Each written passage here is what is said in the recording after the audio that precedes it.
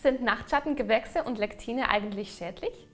Hallo zusammen, ich bin Rahel vom Zentrum der Gesundheit und heute möchte ich mit euch über genau dieses Thema sprechen. Nachtschattengewächse wie Tomaten, Paprika und Kartoffeln sollen schädlich sein, liest und hört man derzeit häufig. Sie enthalten ungesunde Lektine, heißt es. Meide man Lektine, könne man sich von zahlreichen chronischen Krankheiten befreien, sagt ein amerikanischer Arzt. Was daran wahr ist, besprechen wir in diesem Video.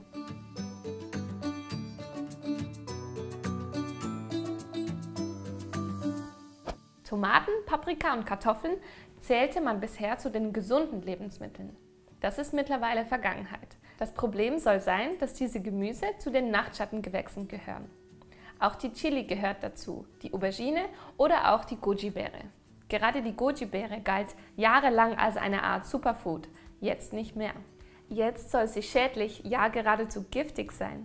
Zumindest findet das der ehemalige Kardiologe Dr. Stephen Gundry. Er ist es auch, der mit seinem Buch The Plant Paradox den derzeitigen Anti-Nachtschatten- bzw. Anti-Lektin-Hype auslöste.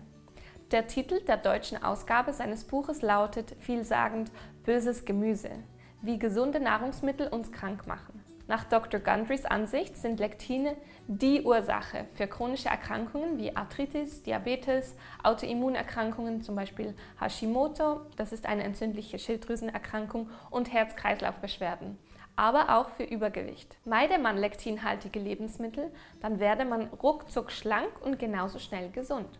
Was sind nun eigentlich Lektine? Lektine gehören zu den Proteinen, wobei jede Pflanze ihr arttypisches Lektin enthält. Es gibt also sehr viele unterschiedliche Lektine mit teilweise völlig anderen Eigenschaften. Die natürliche Aufgabe der Lektine sei der Schutz der Pflanze vor Fressfeinden, heißt es.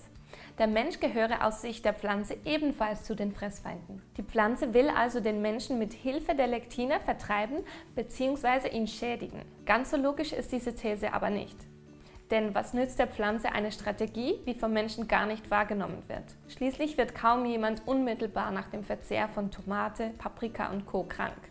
Allergiker natürlich ausgenommen. Die Schäden entwickeln sich ja, wenn überhaupt, schleichend, über viele Jahre hinweg. Also meidet auch kaum jemand diese Lebensmittel.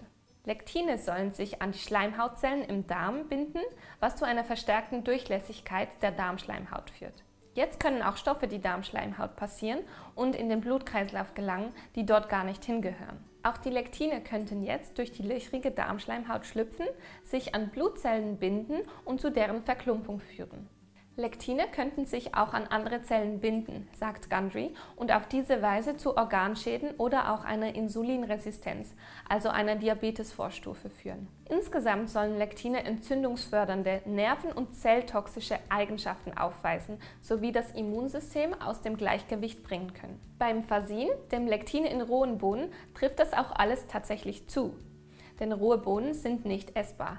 Isst man sie dennoch, kann man, je nach verspeister Menge, sogar daran sterben. Gundry aber sagt, dass nicht nur Hülsenfrüchte, sondern viele andere Lebensmittel ebenfalls reichlich gefährliche Lektine enthalten würden. Neben den Nachtschattengewächsen sind das Nüsse, Saaten wie Kürbiskerne oder Sonnenblumenkerne, auch sämtliche Pseudogetreide und Getreide, besonders die Vollkornvarianten, während Weißmehlprodukte laut Gundry prima seien. Auch polierter Reis sei ihm zufolge möglich, Vollkornreis aber nicht, da die Lektine hauptsächlich in den Randschichten der Getreide sitzen. Ebenfalls lektinreich seien Kürbisse inklusive Zucchini, Gurken, Melonen und auch Obst, besonders Beeren. Nur die Avocado nicht, die soll man laut Gundry daher auch jeden Tag essen. Alle anderen genannten Lebensmittel aber nicht mehr. Diese soll man künftig meiden. Manche könne man unter Umständen auch essen, aber nur, wenn man sie auf ganz bestimmte Weise zubereitet. Dazu kommen wir später noch. Da es sich ausnahmslos um Lebensmittel handelt, die man bisher eigentlich als sehr gesund eingeschätzt hat, fragt man sich natürlich, wo denn die wissenschaftlichen Belege für all diese Verbote sind. Diese Belege gibt es nicht, bis auf eine Studie im Zusammenhang mit Arthritis aus dem Jahr 1993. Gundry hat lediglich an sich selbst entsprechende Beobachtungen machen können und später auch angeblich an seinen Patienten, denen er eine lektinfreie Ernährung empfahl und denen es daraufhin schnell wieder besser ging, ganz gleich woran sie zuvor gelitten hatten. Da der lektinfreien Ernährung nach Gundry jedoch eine Entschlackungskur vorausgeht, man außerdem Getreide und damit Gluten meidet, weniger Fleisch isst und nur Milchprodukte von ausgewählter Qualität auf den Tisch kommen, viel Gemüse und reichlich Salate auf dem Speiseplan stehen, sämtliche Fertiggerichte inklusive Zucker tabus sind und Gundry überdies das Intervallfasten empfiehlt, ist es äußerst naheliegend, dass bereits diese enorm gesundheitsfördernden Maßnahmen zur entsprechenden Genesung führen. Und dies auch dann tun würden, wenn man zusätzlich Nachtschatten-Gemüse, Gurken, Zucchini und Obst essen würde. Wie könnte man nun Lektine aus lektinhaltigen Lebensmitteln entfernen? Lektine befinden sich beim Gemüse insbesondere in der Haut und den Kernen. Gerade dort also, wo auch sehr viele wertvolle Vitalstoffe enthalten sind, sodass sich die Frage stellt, ob man das Lebensmittel nicht viel eher entwertet, wenn man diese Teile entfernt. Denn genau das soll man tun, wenn man sich lektinarm ernähren und dennoch Nachtschattengewächse essen möchte. Tomaten werden also vor dem Verzehr eine halbe Minute in kochend heißes Wasser gelegt, dann in Eiswasser abgeschreckt, gehäutet, halbiert und mit einem Löffel entkernt. Auch Paprika sollte man häuten. Entkernen wird man sie natürlich sowieso. Kartoffeln sollen zunächst gekocht und geschält werden. Das Kochwasser gießt man weg, was man aber für gewöhnlich sowieso tut, da darin Lektine und Solanin gelöst vorliegen. Lektine im Getreide lassen sich offenbar nicht entfernen.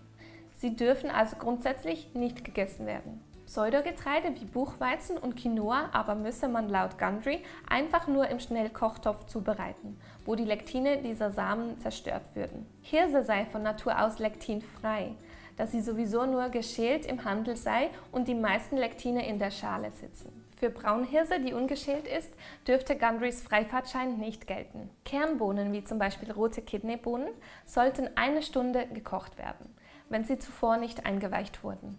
Einweichen über Nacht würde die Kochzeit auf etwa 15 Minuten verkürzen. Dann sind keine Lektine mehr enthalten. Im Schnellkochtopf sollen 30 Minuten bei uneingeweichten Bohnen ausreichend sein. Bohnen aus der Dose oder dem Glas müssen nicht mehr gekocht werden. Sie sind bereits lektinfrei. Wie kommt es aber, dass viele Menschen mit einer lektinhaltigen Ernährung sehr gesund sein können und auch chronische Erkrankungen oft rasch verschwinden, wenn man sich einfach nur pflanzenbasiert und vitalstoffreich ernährt? Das liegt einfach daran, dass Lektine in jenen Mengen, in denen sie in einer gesunden Vollwertkost enthalten sind, für die meisten Menschen eher Vor- als Nachteile aufweisen. Studien haben gezeigt, dass manche Lektine die Darmfunktionen verbessern, das Krebswachstum eindämmen, ganz konkret vor Darmkrebs schützen und beim Abbau von Übergewicht helfen. Andere Studien zeigten, dass Lektine tatsächlich gefährlich sein können. Auf das wirkliche Leben lassen sich diese Studienergebnisse selten übertragen, denn sie wurden stets mit isolierten und konzentrierten Lektinpräparaten, noch dazu meist im Reagenzglas mit Zellkulturen durchgeführt, aber nicht mit lektinhaltigen Lebensmitteln bei Mensch oder Tier. Auch werden in Lektinstudien häufig Lektine verwendet, die gar nicht aus unseren Nahrungspflanzen stammen, sondern aus anderen sehr lektinreichen Pflanzen, zum Beispiel aus dem Bleistiftstrauch, da man eigentlich überprüfen möchte, ob man aus diesen stark wirksamen Lektinen nicht vielleicht Arzneimittel herstellen könnte. In einem vollwertigen Lebensmittel aber sind nicht nur Lektine enthalten, sondern noch viele andere Stoffe. In vielen Gemüsen und Früchten, auch in Nachtschatten-Gemüsen und Hülsenfrüchten beispielsweise, ist Galaktose enthalten.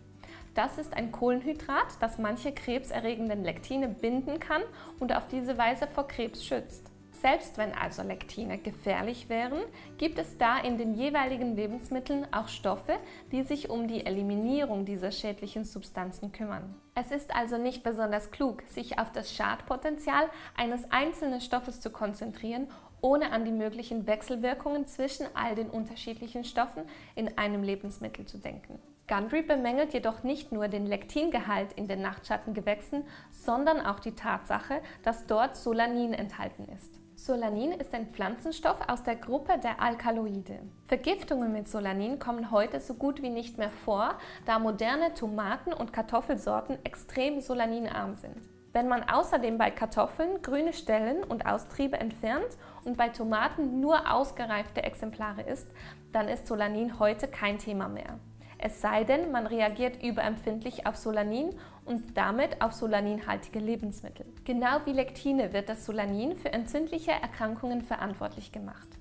Von Fibromyalgie über Migräne bis hin zu Gelenkschmerzen und Depressionen gibt es fast nichts, das von manchen Autoren oder Portalen nicht dem Solanin in die Schuhe geschoben wird. Da nicht nur Nachtschattengewächse, sondern auch andere Nahrungsmittel Solanin enthalten können, wie etwa Blau- und Heidelbeeren, Äpfel, Kirschen, Okra, wird natürlich auch von diesen Lebensmitteln abgeraten, obwohl es keinen einzigen wissenschaftlichen Beleg gäbe, dass diese Früchte in irgendeiner Form schaden könnten. Im Gegenteil, auch hier überwiegen die Vorteile eindeutig. Ein weiterer Nachteil von Nachtschattengewächsen sei, dass diese Calcitriol enthielten, so die Kritiker.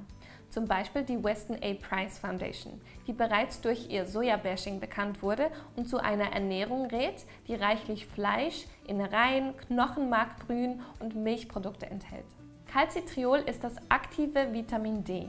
Es handelt sich also nicht um Vitamin D3 aus zum Beispiel Nahrungsergänzungen, das erst in der Leber und dann in den Nieren über mehrere Schritte in das aktive Vitamin umgewandelt werden muss, sondern um die bereits aktivierte Endform dieses Vitamins. Calcitriol ist es dann auch, dem all die positiven Vitamin D-Eigenschaften zugeschrieben werden, etwa die verbesserte Calciumresorption aus dem Darm. Und genau dieses Calcitriol soll in Tomaten und den übrigen Nachtschattenggemüsen enthalten sein. Das klingt erst einmal sehr gut, denn warum nicht gleich das aktive Vitamin aufnehmen, sodass es der Körper nicht erst mühevoll selbst umwandeln muss? Die Umwandlung hat jedoch einen sehr wichtigen Sinn. Sie verhindert eine Überdosis an aktivem Vitamin D und sorgt dafür, dass immer nur jene Vitamin D-Mengen aktiviert werden, die der Organismus gerade benötigt. Daher gibt es auch keine Nahrungsergänzungen, die direkt Calcitriol enthalten, sondern nur Präparate mit der Vorstufe Vitamin D3. Andernfalls könnte es bei einer falschen Dosierung rasch zu gefährlichen Nebenwirkungen kommen, etwa einer zu hohen Calciumaufnahme aus dem Darm, was sodann zu einer sogenannten Calcinose führen kann, einer krankhaften Ablagerung von Calciumsalzen in den Blutgefäßen. Man hat dann eine Arteriosklerose bzw. die koronare Herzkrankheit. Auch in der Haut, den Nieren und auch in den Gelenken kann sich das Calcium bei einer Calcinose krankhaft ablagern. Esse man nun also Nachtschattenggemüse, so heißt es, käme es im Verlauf der Jahre zu genau dieser Calcinose mit all ihren krankhaften Erscheinungen. Auf der Suche nach Belegen für einen relevanten Calcitriolgehalt in Nachtschattenggemüsen findet man jedoch lediglich Studien, die zeigen, dass die Blätter und Stängel von Nachtschattengewächsen Calcitriol enthalten, nicht aber die Früchte. Und da es ja nicht gerade üblich ist, Tomatenpflanzen oder Auberginenblätter zu essen, liegen Studien zu dieser Thematik auch nur im Zusammenhang mit der Ernährung von Nutztieren vor. Hier untersuchte man die karzinogene Wirkung verschiedener Nachtschattenpflanzen, die aber für die menschliche Ernährung gar nicht relevant sind, wie etwa Solanum glaucophyllum, einer Pflanze, zu der es keine deutsche Bezeichnung gibt. In einer ausführlichen Studie zum Thema Vitamin D in Pflanzen von 2017 wird von einer Untersuchung berichtet, in der man Ratten mit Vitamin D-Mangel einen Extrakt aus Tomatenblättern gab. Der Calciumspiegel im Blut stieg deutlich an, was darauf hinweist, dass in den Tomatenblättern tatsächlich Calcitriol als aktives Vitamin D enthalten sein könnte. Die Gabe von Tomatenfrüchten aber zeigte keine derartige Wirkung. Es ist also davon auszugehen, dass Nachtschattenkritiker sich auf den Calcitriolgehalt der Pflanzen und Blätter beziehen, die jedoch stark giftig sind und daher nicht verzehrt werden. Die Früchte aber der typischen Nachtschattengemüse aus der menschlichen Ernährung, nämlich Tomaten, Auberginen usw., sind höchstwahrscheinlich frei von Calcitriol und bergen daher auch nicht die Gefahr einer schleichenden Calcinose. Soll man Nachtschattengewächse und Lektine nun also vorsichtshalber meiden?